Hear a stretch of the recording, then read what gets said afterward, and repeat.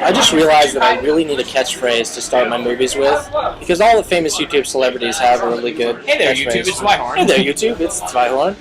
I'm lame. Not like, hey dog, Stave here. Are you really gonna keep this on? You know, all this sort of... Dude, I told you, I only do one take. You only do one take? I only do one take, ever. Forever. Last time we did a take two. We did a take two last time. So here we are. No, we did not do a take two. Yes, we did. You screwed up. That's because I started the audio on the wrong You screwed up, so we had to take another take. Anyways, here we are doing Library Run. We're kind of taking this out of order, but you know what? Who cares? You hear the screams in the background. That's because we got some guys playing World at War. We're at the Black Ops. Where's Weston going? Yeah, Black Ops launch event. Right now it's 10:34 p.m. And we're just waiting here for Black Ops. Got some couple friends here. Same thing. We got the QuadCon going on with Team Live to Win. Monster sponsorship going to come through. Probably go to sign in Riverside, California. December-ish, mid-December probably. Probably a little bit after Christmas, yeah. Okay, maybe late December. But you know what else? I can wait. Whichever's good. You know, it's all right though. It's gonna be good. It's gonna work out. We got one of my friends here, Dan Duda. He's not really involved with the gaming team, not the gaming scene. What do you play? I play a lot of Call of Duty. Play some Call of Duty? Yeah. Aren't you into 2K11? NBA 2K11? Yeah, and sports games. He's pretty much pro at sports games. He's a badass. He's pro at sports. As we pull the Wolf Loss right now. But I think he drops the whistle. Master? Excuse me, the Hound Master. You were technically I'm pretty sure he drops the whistle because he always drops the whistle. Fuck you, Kevin. No, he drops a staff and gloves. Every now and then, but usually He also drops a whistle. Yeah, Alright, so that cost Scotty's mom. we're gonna the main topic here for this video. Now that we're 2 minutes in, is we're gonna talk a little bit about class balance. And class balance in World of Warcraft and the lack thereof. Negative, sir. Because and how shamans and how here's does it add up for holy cows? Here's the thing. World of Warcraft has never been balanced around 1v1. Never has it been balanced around 1v1. Generally, as numbers go up, so 3v3 and 5v5, things start getting more and more balanced, right? Because you have more choices for class combinations, and it's going to be more and more balanced. So more dispels. more dispels. More CC. So how do you guys think, you know, as a progression from Vanilla WoW to Burning Crusade to Wrath of the Lich King and now going on to Cataclysm, how do you feel... Which we will wait in line for. Yes, we will. How do you feel class balance has been? And, like, when has it been at its best and when has it been at its worst?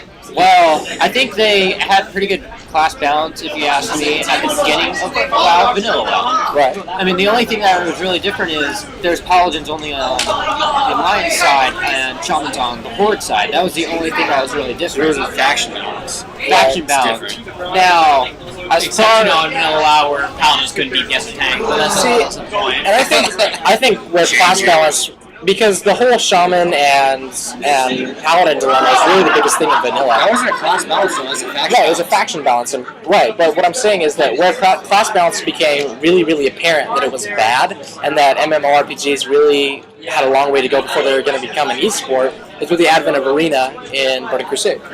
Yes. Right, so, and then that's when you started doing this 2v2, where you realized that certain classes were just completely dominant over others.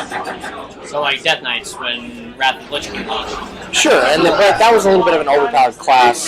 Well, they just barely came out, too, so you couldn't really balance it around anything. Right, it was a little bit difficult, and they did get changed, and they got nerfed. Yeah. Then launch patches are really unbalanced. True, and yeah. for Wrath, Paladins are way overpowered. Exactly.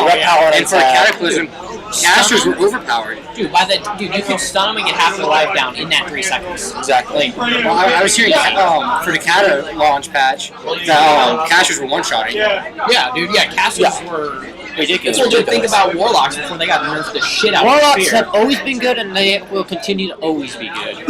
And I agree with that. I agree that Warlocks and Druids will always be very good because their damage is not direct.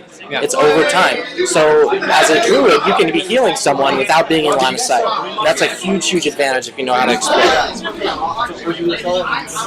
Now, as far as other classes, like sometimes warriors, they've been underpowered a lot of the time. Sometimes they can steamroll, like in Vanilla WoW. Well, that was in Vanilla WoW. I'm just saying, like when Burning Crusade came out, they were kind of underpowered at the beginning. I mean, especially when I was just starting out. That's a really good observation. And I think what that really points out to is that all melee is gear dependent. So once you start getting heavier and heavier gear, melee is going to rise in popularity. So that's why as arenas went on, so season 1 you had high armor targets like Paladin Warrior was the best comp, right? Because you had high armor targets that could withstand a lot of melee. But as it went on, damage became more prevalent. So in season 3, you had a bunch of double DPS and triple DPS comps that were taking gladiator titles very easily, or supposedly very easily.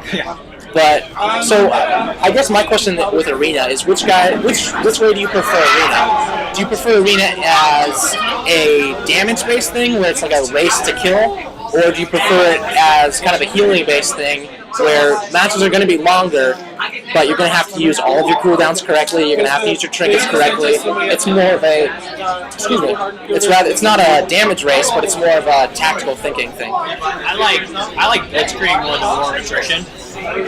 So you prefer 2-minute matches over 10-minute matches? Yes. I'm going to have to agree with that. No one really wants to be in a prolonged match. No one likes to see a druid that's killing and healing everybody at the same time. There's too much error for fuck up though. But that video we just watched with them doing that was a long fight. True, and that was wall damage. Yeah, that was pro though. That's a level above. And it wasn't a 2v2, it was a 3v3. Yeah. Right. I mean, the more people, the longer it takes. Like, there's been 5 matches that have lasted over 10 minutes, easily. Yeah, double barrel. Now, with that said, how do you think that short matches, like burst damage matches, affects that RNG really kind of controls the game? Because some of the criticism that WoW gets as an esport is that it depends a lot on random number generation, which is like, you know, who gives a shit if you're gonna die just because someone rolls higher than you? Yeah. So wouldn't I mean, I'm just playing devil's advocate here. Wouldn't a longer match, kind of the same token as more players on a team, wouldn't a longer match balance out RNG more? Well, maybe. I think it also depends on what classes are being used because of the RNG factor. You still have to count the human error though too. True, yeah. Yeah, like human error is still gonna fuck it up. Like if you don't trinket at the right time, you're done. Yeah. Right. I can only heal so fast. Then, along with the healing, if the healer's on top of it, they don't need to worry about the RNG factor until like 20% health maybe. Because then you can't really account for how hard the enemy's going to hit. Execution. Fuck it. Game over. So, and my theory for unbalanced classes has always been that the most unbalanced class will be the first one that comes in alphabetical order, which has held true for druids and death knights. I'm just saying. Well, the two differences between them is, like you said earlier, gear, especially when it comes to melee. Because melee, they suck when they have suck gear. Now when they get good gear, they're fucking beasts, and it's hard for other targets to take care of them, even if it's a caster, because if it's a caster, they can hit them hard for not having any armor. But if it's a melee, they can't hit them hard because they have armor. So it's a win. I think the thing with Death Knight though was that was developed differently. Like that was 30 seconds. That was developed as a hero class, so I think they took that to heart. And then when they got into PvP, it was like, yeah. All right, guys. So that's our take on class balances and arena. Just nerf the shit out of Shaman though. That's the answer to everything. Shamans are not that bad. They're pretty weak. Attack, Who kill wants totems. horrible buffs? I can have an hour buff and I don't have to worry about it. Hopefully we'll own some arena tournaments and get something recorded for you. Love you guys. Fly Bye. Horns and noob.